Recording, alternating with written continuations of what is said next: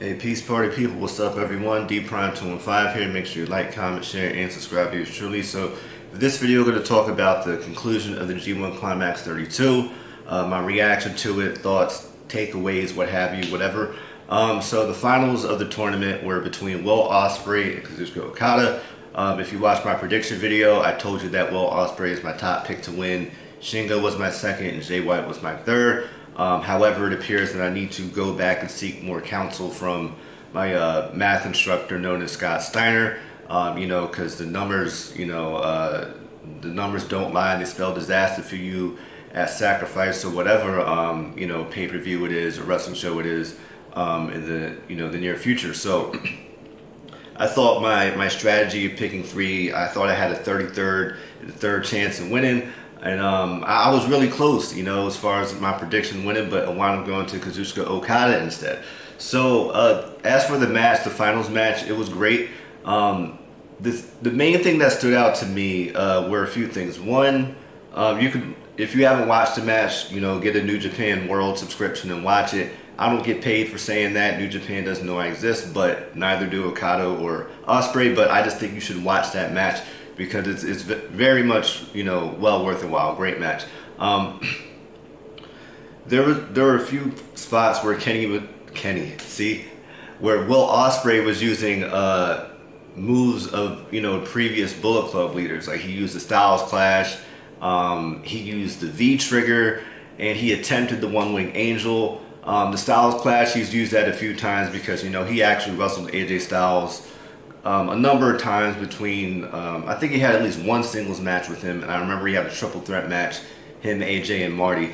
So, he has a history with AJ. As far as Kenny Omega, I think that was being done to build up against a potential singles match between the two, because, Kenny and Will have been trading shots back and forth, through interviews and, social media, I would think as well. So definitely within interviews. So I think that's being set up for that, because at first I'm like, why in the world is he doing a V trigger? The Styles Clash I understood, but the V trigger and the attempted One Wing Angel completely threw me off. And then the finish of the match was, it was very sudden. I like those sorts of finishes. Kazuchika Okada hit one of the nastiest looking, tornado, death spiral, emerald flosions ever, and then he clocked Ospreay with the Rainmaker for the finish. So that makes Okada, he is one of three. I know Masahiro Chono, Mr. G1, he did it. Kota Ibushi did it recently, and then the newest is Kazuchika Okada, as far as being someone to win a G1 Climax in back-to-back years, right? So how do I feel about it? I like Okada. I think Ospreay is a great wrestler. I really felt like he made more sense to win, just because Okada already won, and he's Okada. I don't, but it is what it is. I think, what they're doing is, New Japan has a tendency to kind of stick to what works, but sometimes they just want to keep rehashing or remixing certain feuds. And the Okada and Jay White feud is just one of those ones that they've been, running with that story for quite some time. So it's unlikely that Jay White will lose the belt before Wrestle Kingdom 17. Granted, there have been times, I remember when AJ Styles, when he was champion in G1 Climax 24, he dropped the belt to Hiroshi Tanahashi prior to Wrestle Kingdom 9, and so we didn't get Styles versus Okada at Wrestle Kingdom 9. We got Styles versus Naito, and instead we got Tanahashi versus Okada. So it looks like, unless anything happens, we're going to get Okada versus Jay White at the Wrestle Kingdom 17. And honestly, I think that's being done because Jay White is a great champion, but, as far as Jay White is he makes a lot of sense for the States, right? You got to realize, when they made him champion, I'm not saying he wouldn't have became champion, but I think the timing helped too, because, it was the AEW New Japan partnership. New Japan was running a lot of American shows, large American shows that worked with AEW, so putting the belt on Jay White at that time made a lot of sense, right? And on top of that, if you're going to be in the American market and you're really trying to expand here, your top champion is going to have to be on television doing a lot of press releases. He did a interview, I forget the network it was, but he was on there and he was repping for New Japan very, very well. Pure Jay White, pure Switchblade. So the belt being on Jay White was the right decision to make. But I think they're going to put the belt back on Okada, because I feel like if Forbidden Door never happened, I don't think Okada would have dropped the belt to Jay White Dominion. That's just me. I feel like it would have happened later.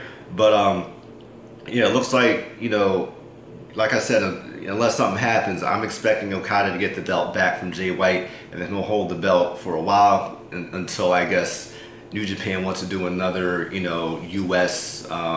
Tour expansion, series of shows, what have you. So there you have it. You know, I really feel like Ospreay made way more sense to win. You know, I just like seeing, you know, different people win. You know, his year's been, he's been on the roll. Granted, you know, I have seen some people say like, oh, well, Ospreay already has the British Heavyweight Championship. He has the United States Heavyweight Championship. That's true. He could drop that to Dave Finlay. He could drop that belt. Like, that's not really a big deal. I don't know if he's ever going to drop the British Heavyweight belt. He's had that for over 2 years. But that argument, like, I understand it, but that's still, I mean, he could still drop a belt before Wrestle Kingdom if he did win.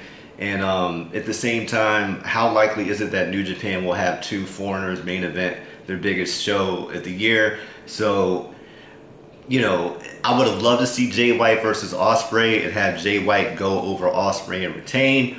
At Wrestle Kingdom, that would have been absolute fire. But, you know, it is what it is. We're getting Jay White versus Okada. Those two, you can't go wrong with them.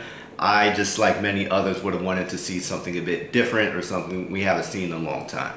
But there you have it. That's my take on the finish to the G1 Climax 32. I got to go back and, you know, take some more lessons from Scott Steiner on how to perfect the 33rd and 1/3 chance of winning. What do you guys think of the G1 Climax 32? What did you think of the outcome of the G1 Climax 32? What do you think, you know, the next steps are, where stuff is going to go? Let me know what you think in the comment section below. Make sure you like, comment, share, and subscribe. Yours truly. You know what I'm saying? Breathe with the Switchblade all day, but it looks like it's going to be raining in January. So we'll see what happens. All right. Peace.